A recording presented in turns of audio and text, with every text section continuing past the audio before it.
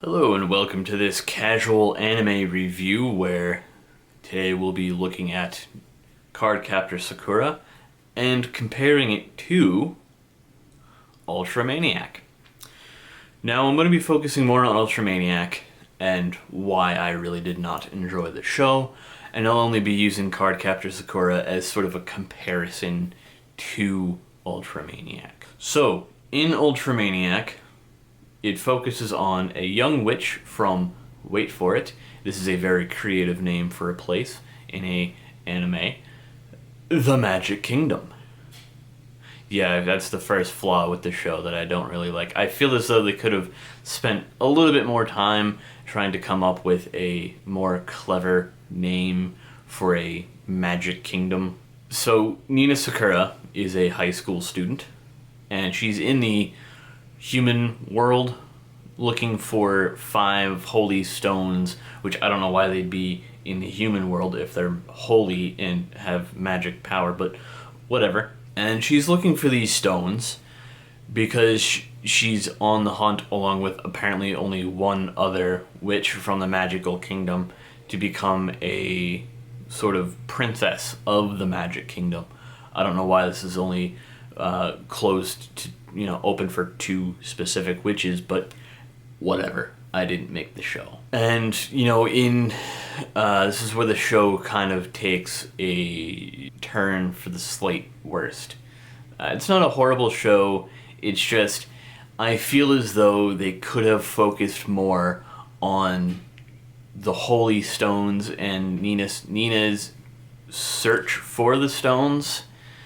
I feel as though, like in Cardcaptor Sakura, right?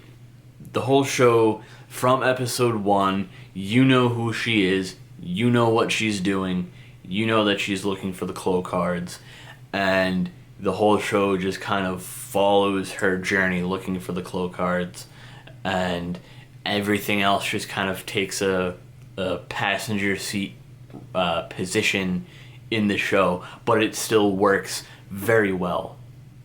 I feel as though in Maniac, the search for the Holy Stones takes sort of a backseat approach.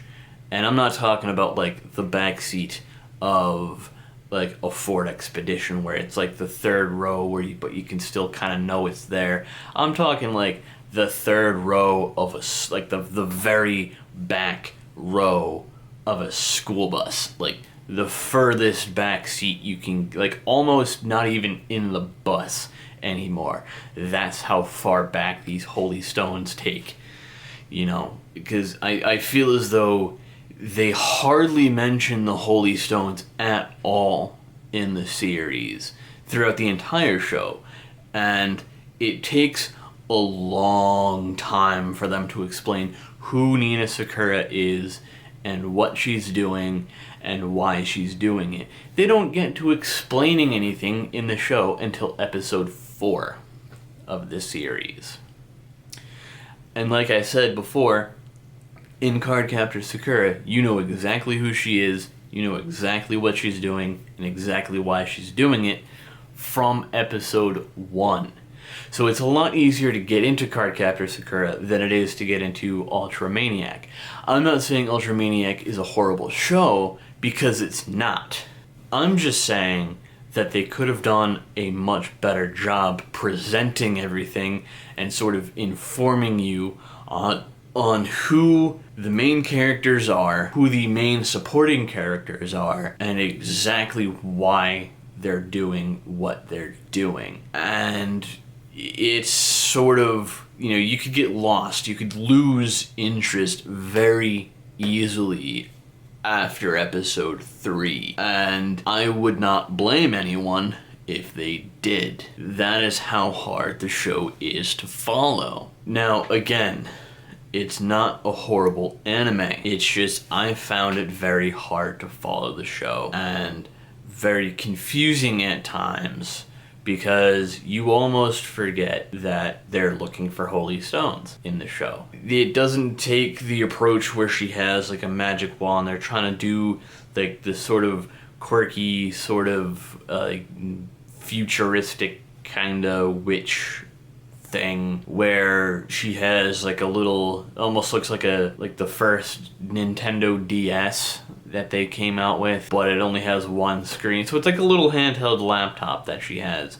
And that's what she uses to look for spells. She has this little box that literally plugs into this little handheld laptop with like a USB port plug thing, whatever it is. And that's how she does her spells, and then they get put on little whatever she puts in the box, and it somehow works that way.